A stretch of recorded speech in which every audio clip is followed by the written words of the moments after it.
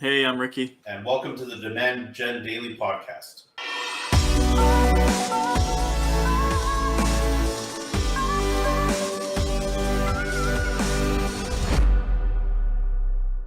All right, part 4 of LTV and CAC, the model that we use every day for our clients, we use for ourselves. We're going to get into some now a little bit, like we've gone over what a lifetime value is, what customer acquisition cost is, the elements of each. Quick recap on last episode: the elements of lifetime value, frequency of purchase, average purchase size or average order value, if you will, and contribution margin.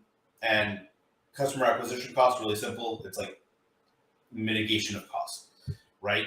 What are some of the characteristics when we're looking at these two things? Because they are very different, right? So the characteristics of lifetime value, highly controllable by companies. So why this matters? Lifetime value is fundamentally about strategy, right? So it's always a little bit more controllable than customer acquisition costs, which we'll get into. And the reason is that if you look at frequency of purchase, if you look at average purchase size and contribution margin, we can control our contribution margin, right? Because we can increase prices, we can lower cost of goods sold. We can also increase price, like we can increase price, bundles, subscriptions, all of these things, right? So highly controllable by us. And you might say, like, the market dictates some of these things. It's like, yeah, you have competitors, don't get me wrong. That's absolutely true. The market's always changing, but for example, it's like you see the market. This is what we're taught, like in marketing, when we start out, it's like you look at the market positioning, you decide where to go in the market. Where's the blue ocean? Branding, highly controllable, right? If you want to take a position in the market, that's highly controllable.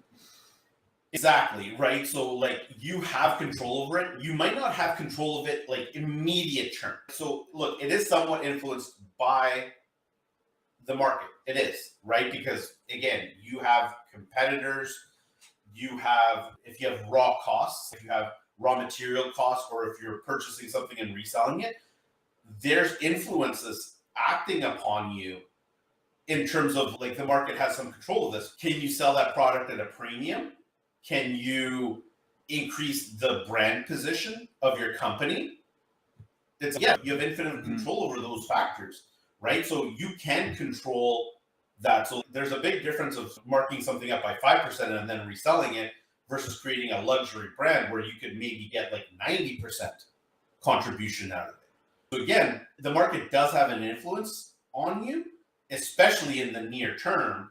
However, with enough long-term planning, really you're in the driver's seat here of controlling that lifetime value from that aspect. Yeah, absolutely. And one of the other characteristics here is that it's mid to long term in nature. When we're talking about building a brand, that's not short term, right? When we talk about short term, we're talking about things like budgets. Do we turn on a new campaign? Do we turn off a campaign? How do we want to focus our marketing budget in the short term? Mid to long term, we're really talking about initiatives that are lasting, branding initiatives, content. These are things you can control the lifetime value in the short term a little bit, but this is really about looking long term. How do we get that long term customer to stick with us for the lifetime? Yeah, and this is the domain of strategy, right? I always get asked, where does strategy fit in? And I'm like, it primarily fits in around like the LTV side of the equation. Don't get me wrong, strategy also belongs in customer acquisition cost.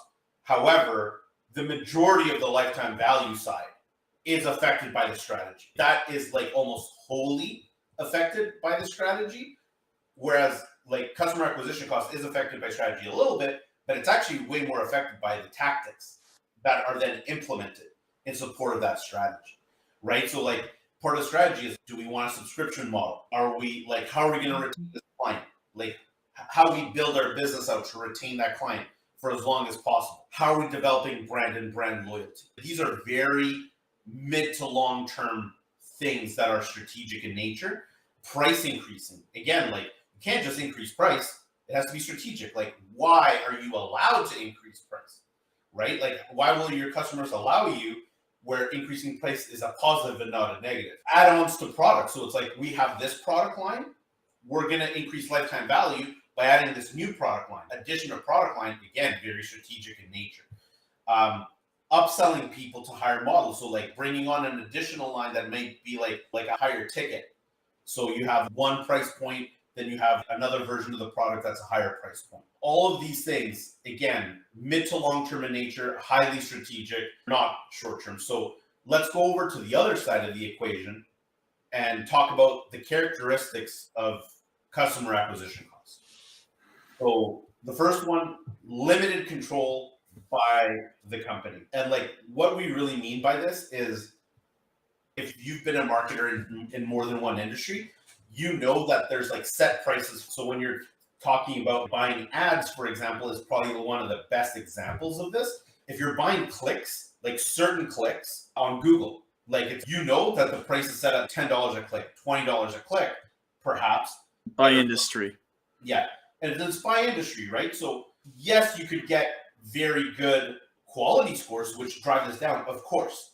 However, it's still determined highly by the market. So like you have very limited control on that. Yes, you can influence quality score, but that's about it. And just to round out what you were saying there, Nick, so highly influenced by the market. Google Ads, a good example. You have certain industries that are highly competitive and other industries that are less competitive. The ones that are highly competitive, your acquisition cost is likely going to be much more expensive to acquire a customer if it's more competitive, but it also depends on the size of the market. So if the market's very big in comparison to the number of players out there, if it's a mature market versus a new market, all of these things factor into customer acquisition cost. Another example is in a brand new market where people don't yet where let's say the market's not widely understood. Let's say it's like a new technology that's coming out and it's not widely distributed. It's not that well understood yet.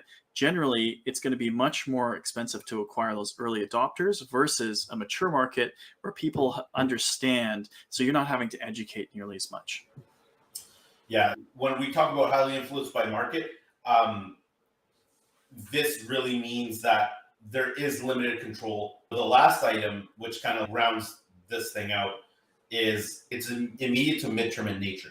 So for example, like if you like getting your quality score from say like a 2 or a 3 on Google to 7 or 8, if you know what you're doing, if you have the appropriate like skill sets within your business, this isn't something that should take too long to do in the great scheme of things. It's again short to medium term in nature. It's not medium to long term, like say like strategy and pivoting and all of these things are. The nice thing about this is that when we talk about customer acquisition costs as a mitigation of cost, it's nice because things can happen very fast, right? You can ad optimize very quickly. If you already have traffic running, you can improve your CRO, your conversion rate optimization in a way where you're going, if you're getting like very low conversions, like 1% or something like that, you could go to 2%. And all of a sudden your conversions double. And that can happen if you unlock the sauce, like the secret sauce really quickly.